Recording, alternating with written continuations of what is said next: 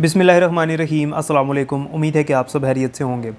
Last time मैंने एक video बनाई थी जिसमें मैंने आपको बताया था कि किस तरह से आपके कंपलसरी सब्जेक्ट्स के मार्क्स कैलकुलेट होंगे और आपका जो टोटल फाइनल रिज़ल्ट होगा वो किस तरह से कैलकुलेट होगा और आपको जो है वो रिज़ल्ट कार्ड के ऊपर किस तरह से शो होगा।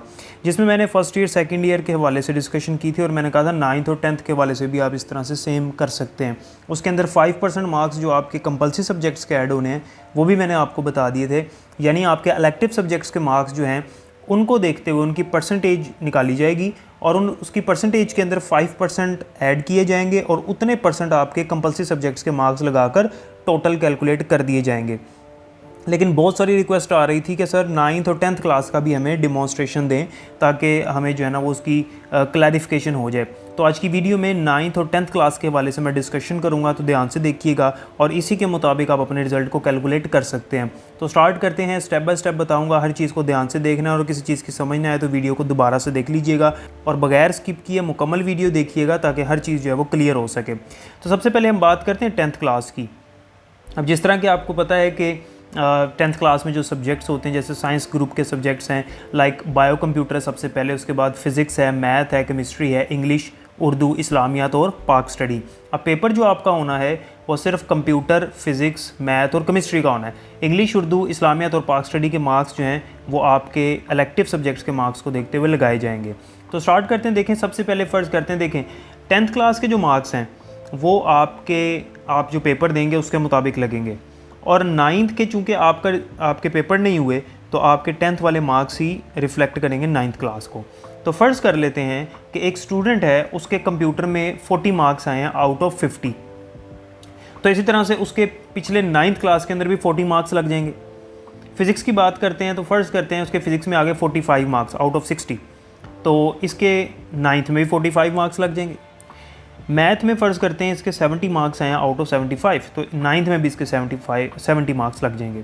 केमिस्ट्री में फ़र्ज़ करते हैं इसके आए 55 मार्क्स आउट ऑफ 60, तो इसके 9th में भी 55 मार्क्स लग जाएंगे। अब बात करते हैं प्रैक्टिकल की। प्रैक्टिकल का एक सिंपल सा फॉर्मूला मैंने आपको कई दफ़ा बताया है कि आपके प्रैक्टिकल के 50% मार्क्स सबको मिलने और बाकी जो 50% मार्क्स हैं वो आपके सब्जेक्ट की परसेंटेज को देखते हुए लगने हैं। तो कंप्यूटर का जो प्रैक्टिकल है वो 50 नंबर का होता है, ठीक है। अब 50 में से 25 नंबर तो सबके लग जाने हैं, ठीक है। अब बाकी जो 25 नंबर हैं उसमें से हमने परसेंटेज निकालनी है। तो देखते हैं कंप्यूटर में कितने परसेंट मार्क्स आए हैं। तो कंप्यूटर में जनाब 40 मार्क्स आए हैं 50 में से, ठीक है। तो अगर आप इसकी परसेंटेज निकालें यानी 40 मल्टीप्लाई बाय 100 डिवाइडेड बाय 50 करें आप, तो आपके पास आंसर आएगा 80, तकरीबन 80%। तो 80% आपके ये मार्क्स हैं। तो अब आपने जो 25 नंबर रह गए हैं प्रैक्टिकल के, 25 का 80% निकालना है और उतने नंबर इसमें ऐड करने हैं। तो 25 को मल्टीप्लाई करें 80 से, डिवाइड कर दें 100 से, तो ये आपके पास आ जाएंगे 20 मार्क्स। तो 25 + 20 = 45। तो कंप्यूटर के प्रैक्टिकल में लग गए 45 मार्क्स। अब बात करते हैं फ़िज़िक्स की। फ़िज़िक्स में 30 नंबर का प्रैक्टिकल होता है, तो 15 नंबर सबके लग जाएंगे 50%, हाफ नंबर लग गए। बाकी जो 15 मार्क्स हैं वो आपके फ़िज़िक्स की परसेंटेज को देखते हुए लगाए जाएंगे। तो फ़िज़िक्स की परसेंटेज निकालते हैं। तो फ़िज़िक्स में 45 मार्क्स आपने लिए हैं आउट ऑफ 60, तो 45 मल्टीप्लाई बाय 100 डिवाइडेड बाय 60, तो ये आपके पास बनते हैं 75 मार्क्स तकरीबन। तो जो 15 मार्क्स रह गए हैं वो उसका आपने निकालना है 75%। तो आप करें 75 मल्टीप्लाई बाय 15 डिवाइडेड बाय 100, तो ये आपके पास आएगा 11.25। तो राउंड ऑफ करें, तकरीबन ये 12 बनते हैं। बोर्ड का भी रूल होता है कि वो राउंड ऑफ कर देते हैं। तो ये आपके पास बनते हैं 15 + 12 = 27। तो फिज़िक्स में लग गए 27 मार्क्स आउट ऑफ 30। अब बात करते हैं केमिस्ट्री की। केमिस्ट्री में नंबर आए हैं 55, इसकी परसेंटेज निकाल लेते हैं। तो 55 मल्टीप्लाई बाय 100 डिवाइडेड बाय 60, तो ये आपके पास बनती है 91.6%, यानी तकरीबन 92%। तो केमिस्ट्री के प्रैक्टिकल में 15 मार्क्स तो लग जाने हैं, बाकी जो 15 मार्क्स हैं वो आपकी परसेंटेज को देखते हुए लगने हैं। तो आप 15 जो मार्क्स हैं 15 का 92% निकालें, यानी 92 मल्टीप्लाई बाय 15 डिवाइडेड बाय 100, तो ये बनता है 13.8, यानी तकरीबन 14 बनते हैं राउंड ऑफ करके। तो 15 + 14 = 29। तो केमिस्ट्री में प्रैक्टिकल में लग गए 29। अब ये हो गए आपके इलेक्टिव सब्जेक्ट्स के मार्क्स। अब अगर हम इंग्लिश, उर्दू, इस्लामियत और पाक स्टडी के देखें कैसे लगेंगे, तो अब ये देखिएगा। अब देखते हैं कि आपके इलेक्टिव सब्जेक्ट में कितने परसेंट मार्क्स आए हैं, ठीक है जी।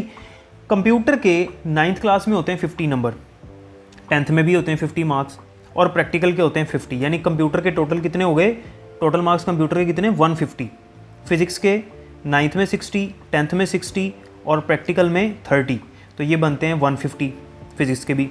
मैथ में 9th में भी 75, 10th में भी 75, तो ये बनते हैं 150। केमिस्ट्री में उसी तरह से फिज़िक्स की तरह ही है, तो इसमें भी 150 हो गए। तो अगर हम प्लस करें 150 प्लस 150 प्लस 150 प्लस 150 यानी तमाम इलेक्टिव सब्जेक्ट्स का टोटल करें तो ये बनते हैं 600। ठीक है, अब आपने हासिल कितने किए नंबर, कंप्यूटर के प्लस कर लेते हैं, 40 प्लस 40 80 हो गए, प्लस 45 ये हो गए आपके 125। फिज़िक्स के कैलकुलेट करें तो 45 प्लस 45 यानी 9th में 45, 10th में 45 और प्रैक्टिकल में 27, ये बनते हैं 117 यानी 117 मार्क्स आउट ऑफ 150। मैथ के देखें तो 70 9th में, 70 10th में, तो ये बनते हैं 140 मार्क्स आउट ऑफ 150। केमिस्ट्री के देखें तो 55 प्लस 55 ये बनते हैं हमारे पास 110 और इसमें केमिस्ट्री के ऐड करें 29 तो ये बनते हैं 139 आउट ऑफ 150। अब टोटल इलेक्टिव सब्जेक्ट्स कितने निकले थे 600, तो इसमें ऑब्टेन्ड मार्क्स को अगर हम प्लस करें कंप्यूटर के 125, फिज़िक्स के 117, मैथ के 140 प्लस केमिस्ट्री के 139, तो ये आपके ऑब्टेन्ड मार्क्स बनते हैं 521। अब इलेक्टिव सब्जेक्ट में परसेंटेज किस तरह निकलनी है, तो 521 मल्टीप्लाई बाय 100 डिवाइडेड बाय 600, तो ये आपके पास बनती है 86.83 यानी ऑलमोस्ट राउंड ऑफ करके अप्रॉक्सीमेटली 87% आपके मार्क्स बने इलेक्टिव सब्जेक्ट्स में।